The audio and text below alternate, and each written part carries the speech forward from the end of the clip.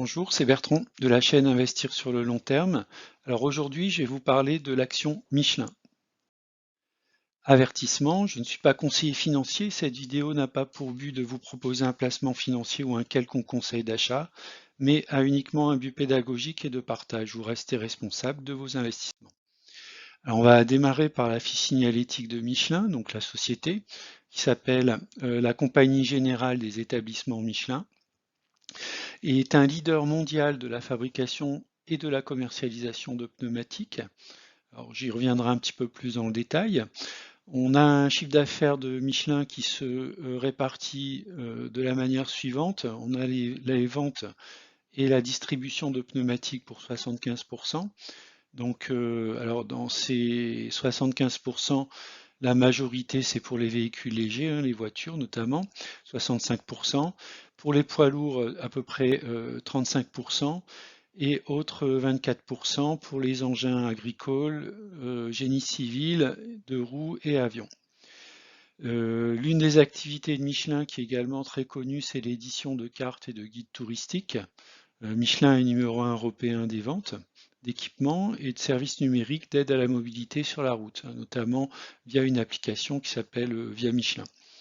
À fin 2020, le groupe dispose de 68 sites de production dans le monde, avec une répartition géographique du chiffre d'affaires telle que la suivante. Donc en France, qui est plus vraiment complètement représentatif, qui est uniquement 8,6% du chiffre d'affaires.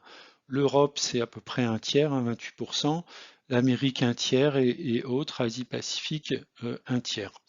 Alors, si on veut rentrer un peu plus dans le détail sur l'activité de Michelin, donc Michelin est principalement développé sur 4 domaines. Donc j'ai expliqué le pneu, hein. Donc au niveau du pneu, Michelin est numéro 1 mondial des pneus durables et connectés, des pneus radio pour engins agricoles, de génie civil et d'avion. Et c'est une offre multimarque. Donc on a bien sûr la marque Michelin, on va retrouver la marque Goodrich, Kléber, Camso, Siam Tire, Riken, Cormoran, Levorin, Uniroyal, Tiger ou Taurus. Et également, ce qui est à noter, c'est que Michelin dispose de réseaux de distribution intégrés et franchisés tels que Euromaster, TBC, allopneu.com, blackcircle.com par exemple.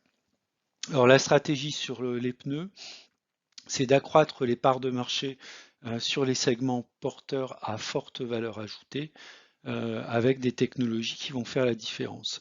C'est également disposer d'usines compétitives et bien dimensionnées dans toutes les zones géographiques et monétaires afin de mieux répartir à la fois la production, les coûts de transport et également les risques liés à la monnaie locale. Ensuite, c'est renforcer également la présence en Asie pour satisfaire la demande, qui est une zone géographique qui est la zone la plus dynamique à l'heure actuelle. Également, mobiliser les synergies entre prescription en ligne et réseau physique afin d'assurer un service de qualité et d'enrichir les services aux professionnels. Hein, ce sera notamment fait au travers, par exemple, d'allopneu.com. Le deuxième domaine de développement, c'est l'expérience de mobilité.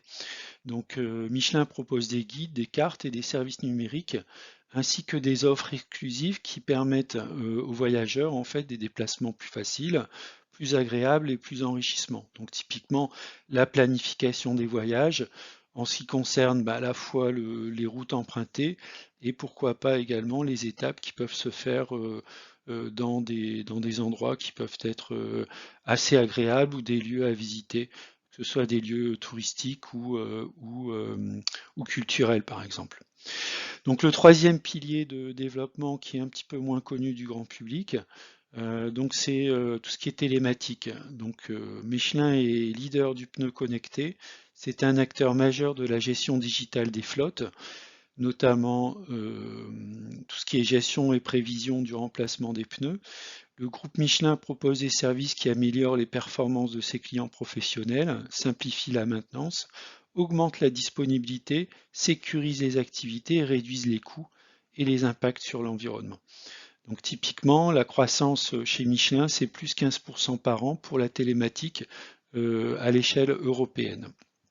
La stratégie, c'est de développer cette télématique avec, on parle beaucoup des services dans le cloud. Donc Michelin propose le pneu en tant que service, hein, ce qu'ils appellent le Tire as a Service. Développer les ventes de pneus à l'usage et les services, l'usage et les services autour de cette notion de pneu.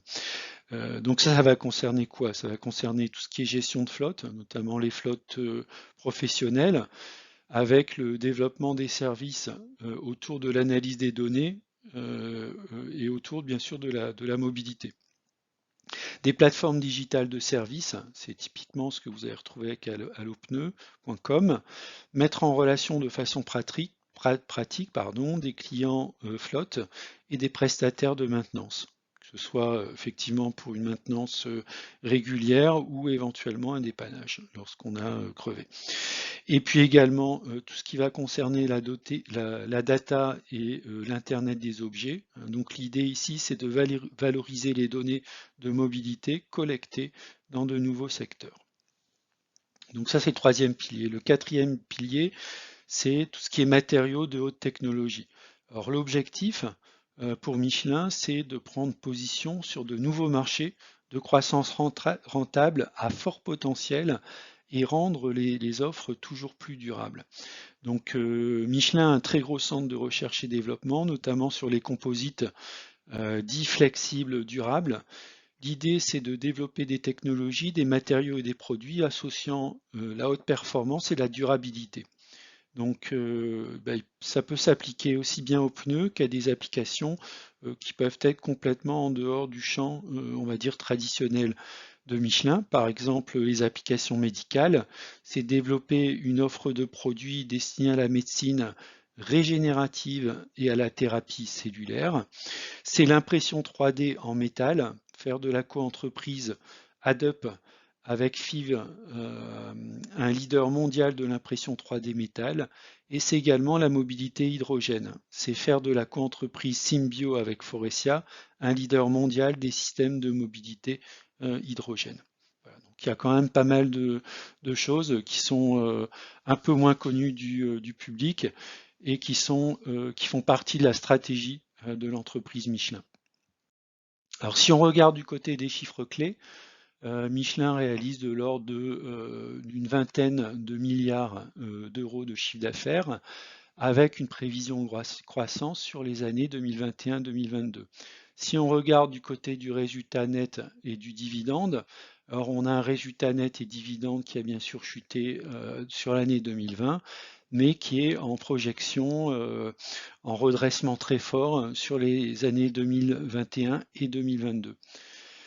Le dividende qui a été distribué en 2021 est de 2,3 €. Donc on a vu que depuis les années 2012, on a eu une belle croissance du dividende et qui s'est effondré notamment sur les années 2018 avec une reprise de la croissance depuis. On a un payout ratio actuel de 47% et un rendement annuel sur le cours de Michelin qui est de 1,7%. Alors, si on regarde au niveau mondial, à l'échelle mondiale, les ventes de pneus, alors j'ai récupéré une information qui nous donne le top 10 des ventes de pneus au niveau mondial en 2018. C'était en milliards de dollars américains. Donc on va voir le premier, le leader mondial, qui est un japonais, Bridgestone. Michelin est en deuxième position.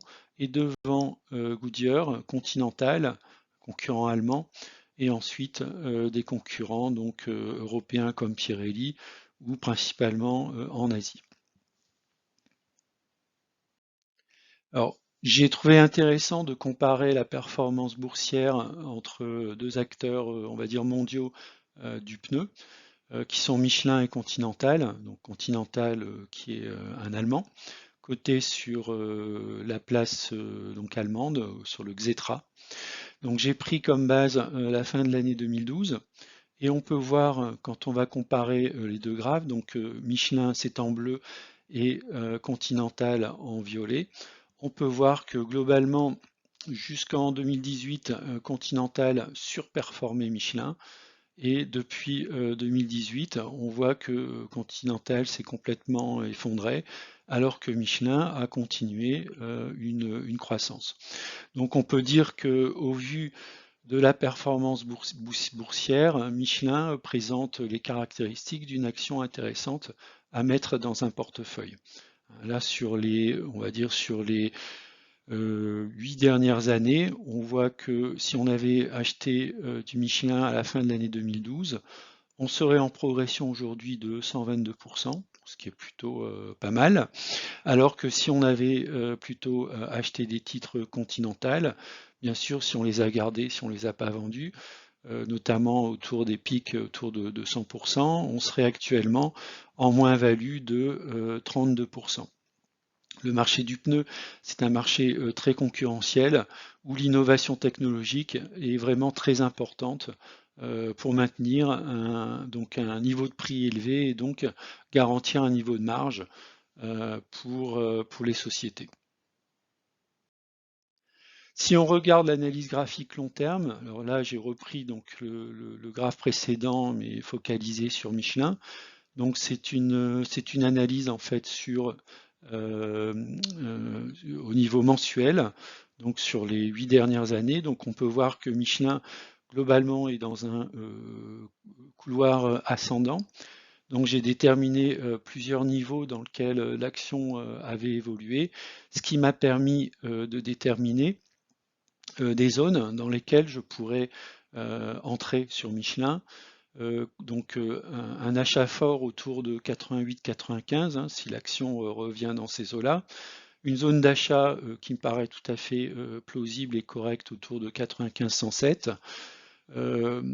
Conserver l'action autour de 107-119 euros pour éventuellement s'alléger au-delà de 119 euros et pourquoi pas une vente relativement importante lorsqu'on atteindrait une zone autour des 140-170 euros. Alors sur mon PEA, pardon, je ne possède pas d'actions Michelin dans mes portefeuilles. Donc mon objectif